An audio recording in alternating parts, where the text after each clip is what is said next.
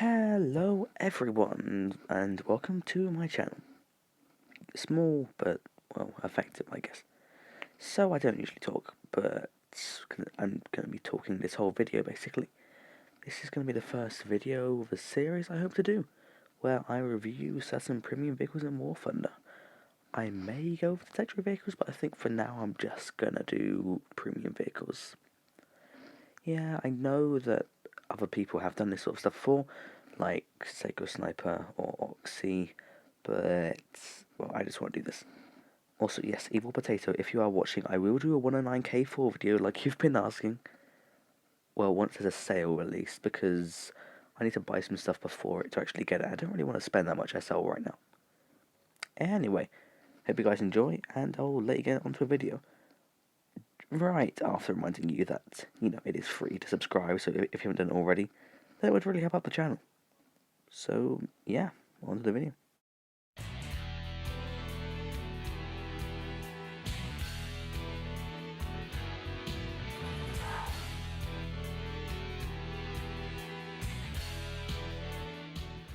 The Leopard A1A1 L 44 In German, it's called Come. is a German premium vehicle currently sitting at 9.0 in all game modes. It is the top premium vehicle, and I will not be counting the Leopard 2PL, which has just been added this update, because it's a squadron vehicle, and doesn't come with bonuses that a normal premium vehicle would. Anyway, it is a rank 6 vehicle, and it will be effective at researching any vehicle in the German tree. In case you weren't aware, this is because premium vehicles or any vehicle with a talisman will have a research bonus for any rank below it and one rank above it. Seeing as rank 7 is currently the top rank for tanks, there is no vehicle it won't have a bonus on researching in this certain check tree. Again, being rank 6 premium, the vehicle itself will cost €60 to buy in a pack. You can get this either in the guidance store or on the respective store if you're using something like Steam, Xbox Live, or PSN. Yeah, and the pack itself will come with 2,000 Golden Eagles and 14 days of premium time.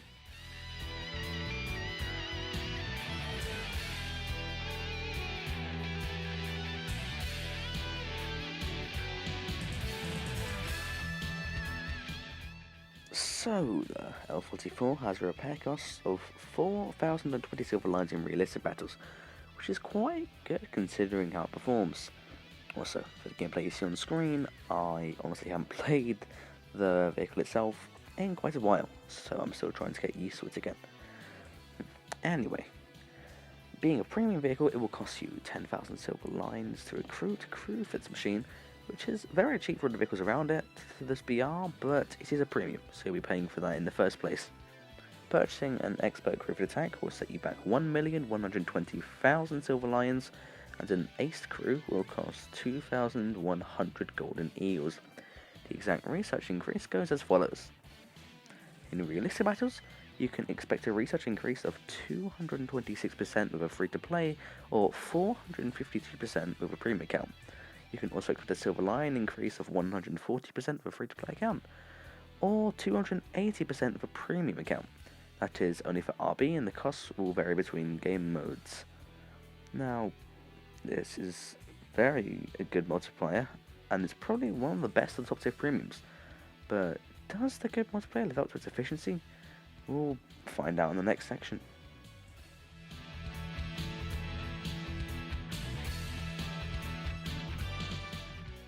So, the firepower of the Leopard A1A1 L44 is probably what it's most known for.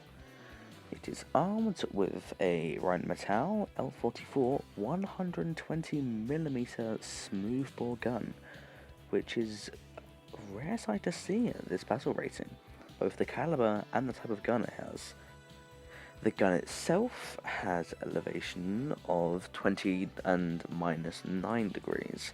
This is, well, it's average for an NATO tank, and, well, compared to the Russian tanks, it's quite good.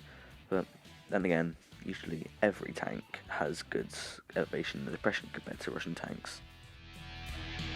And as you can see, it also has a very good optic of 4 to 12 times zoom with a sight FOV of 18 to 6. This also has thermal sights, which does amazingly at sniping. Although keep in mind that these are only Generation 1 thermal sights, so the view will be kind of pixelated, but I mean, it's better than no thermals, and the thermals are also only accessible for the gunner. The commander will not have them. The gun is also fully stabilized on both planes, meaning unless you're going at an extremely high speed or you're bumping about a lot, then the gun will remain stable and on target. The gun itself also has a laser rangefinder, which will be very good at measuring distances as it does pretty much accurately. And considering this thing's a sniper and has thermals, that combination is destined to wreak havoc among long-range enemies. And laser rangefinder is also useful if you want to take down helicopters who are being extremely dumb and flying, well, basically standing still.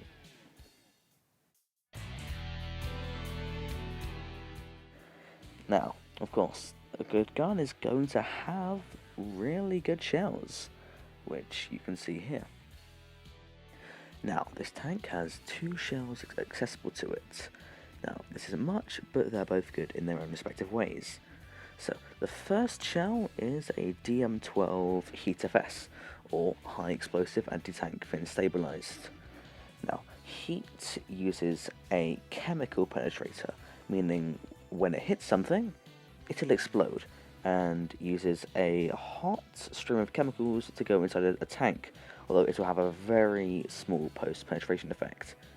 Now, being a chemical round, this also means that it will explode if it hits anything, so you need to be very careful when firing near bushes or houses, because unlike other rounds that use kinetic penetrators, it will explode when it hits anything, and they also don't bounce very often, so it either pens or it doesn't. That's the thing. Now, it may sound like I'm criticizing heat and all chemical shells, but chemical shells do have their use. There are 3 main ways that chemical shells are very helpful. One is that they can hull break light targets. So if a target has light enough armor, it's given hull break, meaning any part of it that has hull break will immediately die if hit by a chemical shell. Although sometimes you do get gaijined and the shell just doesn't do anything to a light target, or just bounces off the front plate. Looking at you, BMPs. But yeah, the second use is that all chemical shells keep their penetration over any range, meaning they'll be good for sniping if you have no other alternative, like APDS or APFSDS. And a third use is that because of their explosive mass, they're quite good at taking out low-flying helicopters, which you'll see a lot of in 9.0, where this vehicle is sat. And if you're ambitious enough, also planes. Though I doubt any planes will go low and slow enough for you to hit them with a heat shell. You can always try, there's no stopping you. Now, the second type of ammunition is the DM13 APFSDS, which is the star of the show for this tank. APFSDS standing for Armor Piercing Fin Stabilized Discarding Saber, meaning it's an armor piercing shell, it is stabilized by fins, and it fires from the gun using saber, which is discarded shortly after launching. Its penetration is enough to go through pretty much anything that you'll see in a full up tier, apart from some parts of some vehicles, like the new T72 AV Terms T, or the Terms as it's frequently called, which was a new Russian premium added. Well, technically it isn't Russian, it belongs to another country, but it's a Russian tank, so I'm just going to say it's a Russian. Anyway, the DM13 does not have the drawbacks of the heat shell, so it's a lot better for sniping because its muzzle velocity is a lot better. It's one of the fastest shells of any premium vehicle, only second to the Mango shell on the Terms, which is I believe it's the same shell used by the Russian top tiers, which are at 10.3 for some reason. And unfortunately, being a kinetic shell, it means it will lose penetration the further you shoot something. So you might be able to pierce something's armor if you're shooting it from close range, but from long range, you will not have that luxury. It may bounce. Anyway, the DM13 shell itself is a short rod penetrator, meaning that once it enters the armor, it will not do a lot of spotting inside, but it will, in my experience, it definitely does enough to get the job done. Now we've talked about the shells, we might as well talk about the reload, which is quite good. With a normal crew, you can expect to reload the shell in 8.7 seconds, but it's down to 6.7 seconds max, which is about the same reload speed as the 105mm NATO guns. So it performs pretty much like a 105, which is very nice to see.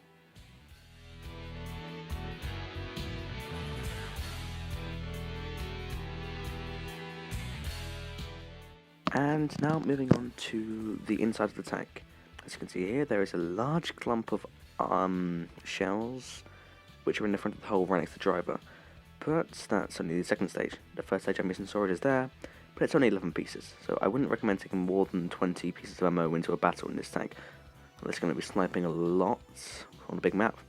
Anyway, as you can see, the crew layout is pretty much classic, with the driver and the gunner, commander and loader in the turrets. But unfortunately, and I'll show this again later in the armor penetration, there is a big weak spot where if you shoot into the left side of the tank, you'll pretty much kill the gunner, the commander, and the driver with one shot, killing the tank. Now, I'll be using a common shell that you fight against on a T-72A. Now, as you can see, this is not a heavily protected tank by any means. The turrets can go up to 300mm in places around the mantlets, which makes the Leopard quite trolly in that area, but everywhere else, like the turret ring, goes down to around 100mm and lower. After all, the Leopards weren't built for armor, they were built for speed and firepower. Over to the side, we can see that there is around 30mm, but it can go up to 100mm in some places. That's very hit or miss. Then moving up a bit, it stays around 40 to 50mm of penetration protection. Over to the side of the turret, it goes from about 50mm up to 90mm in some places, and even 150mm in some places, but I'm pretty sure that's just volumetric playing tricks on us. Going down to the rear of the hull provides around 20 to 40mm of armor, and the back of the turret provides up to 60mm of armor. But the thing is, that is supposed to be heat protection. That's why it was built like that. But unfortunately, Gaijin forgot to model that. So if you shoot it with a heat shell, it will explode like it's supposed to, but still go through anyway. I'm not sure if that's the type of heat shells that you fight at this BR, which don't really take effect from it. But it doesn't really matter. Also, the front of the hull, there is a big weak spot, which can kill tank in pretty much one shot, because the gunner, the driver, and the commander are all lined up in a nice little line for you.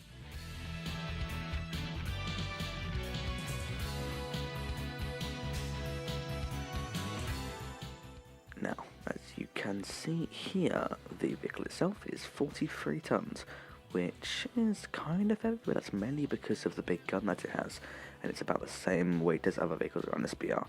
Now, it has an engine power of 830 horsepower at 2,200 RPM, and a max speed of 65 kilometers per hour, which isn't the fastest premium by any means, but it's still fast enough to get the job done.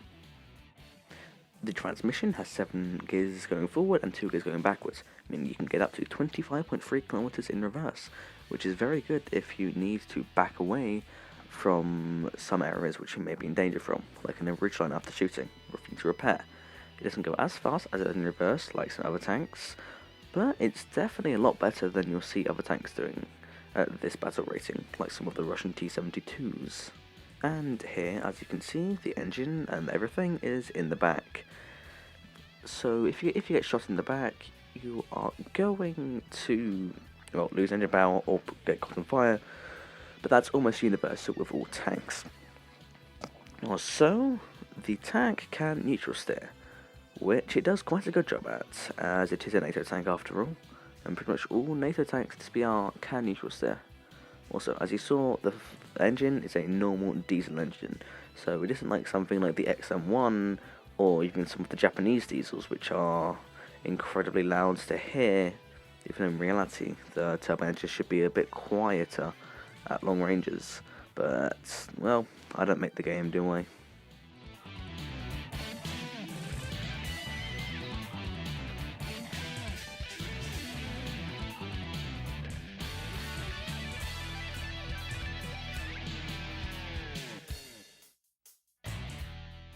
Okay, so as you can see here, the Leopard A1A1 L can fit into a very nice lineup, which is the German 9.0 lineup.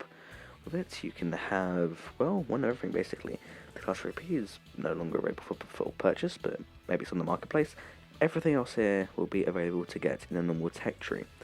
And it also has a very good CAS support vehicle, which is the G91R3. You can have 4 air-to-ground missiles, which if you hit something, 9 out of 10 times it's gonna die. There's also the Leopard 105.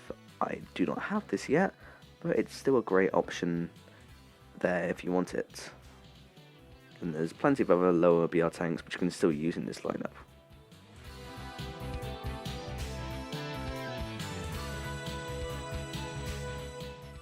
So, even though the German Leopard lineup is good, it wasn't nearly as good as it was before, with many things being moved up which were, well, dearly needed in it for it to work amazingly, like the KPZ-70 or the Radkampfwagen, which are both moved up to 9.3 pretty recently. And not to say that German Leopard can't work well anymore, it just can't work as well because of the loss of those two, well, amazing backups. But it can still be used at higher tiers, the L44 that is, considering it has the same gun as things like the Leopard 2K, the Leopard 2A4, and the Leopard 2A5, just the latter two having different rounds for it, which make it perform better. But not to say that it's a bad lineup, just that it can fit up into any lineup, just it isn't going to work as well if you put it into if you're up tiering this thing to 10.3 or above, as where the new Russian top tiers are. It isn't going to work as well, but it will still get the job done if that's what you're looking for.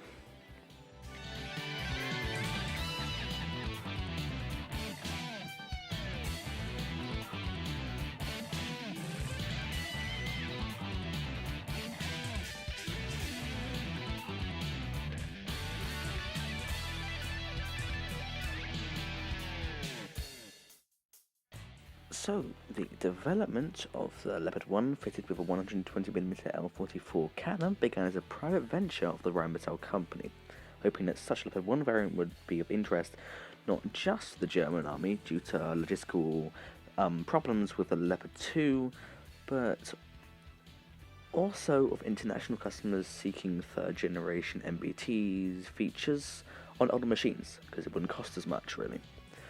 So, in the early 1980s, a Leopard 1A1A1, which is the, well, proper name of it really, was modified with a thicker cast steel mantlet, as you can see. That's why it looks slightly different to the A1A1 and the 1A5 we have in game, suitable for mounting the Rheinmetall 120mm cannon. And additional interior changes to hold the respective ammunition and to allow the space of the gun mantlets was made in the turret, so, you know, if the gun fired, the whole crew wouldn't die, basically.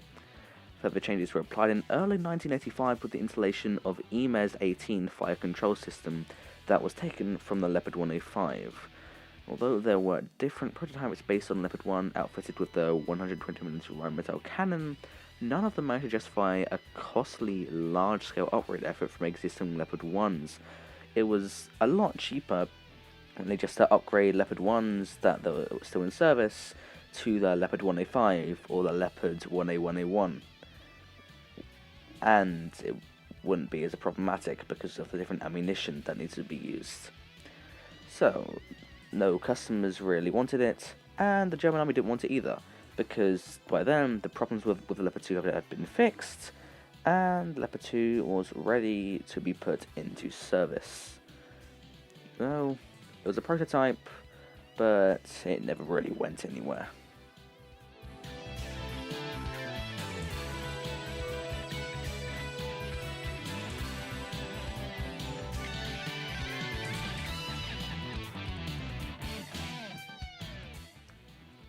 Well, is the tank worth it then? It is, a 60 euro premium after all, so you can't just get it and then think, oh, actually I don't really like this, and then just can't play it again, because you'd be wasting a lot of money, of course. Well, everyone has their opinions, but I'm going to say that the tank is worth it. It's good, just not as good as it used to be when I first got it, which I think might have been about a year ago. I can check, but I'm really too lazy to do that. So, the vehicle, as I said, does fit into a lot of great lineups. It has a great gun which can do anything, and its mobility allows it to do anything it wants as well. The only thing really holding it back would be its armor, which I don't know if you saw, but at the start of the video, I got killed by the 20mm autocannon on the MBT-70 after bouncing off its mantlet somehow. Oh, that was weird. But yeah, if you want to grind out the German tech tree, then I'd say it's worth it. If you don't want to, and you're just looking for a fun premium to play, then there's a lot of other ones that are cheaper and a lot more fun. So yeah, I hope you all enjoyed this video, and I hope, if your day isn't going great already, then I just hope you have a wonderful day after watching this, because I know that you will feel happy after watching my videos. Anyway, I'll see you all in the next one, and yeah, see you guys.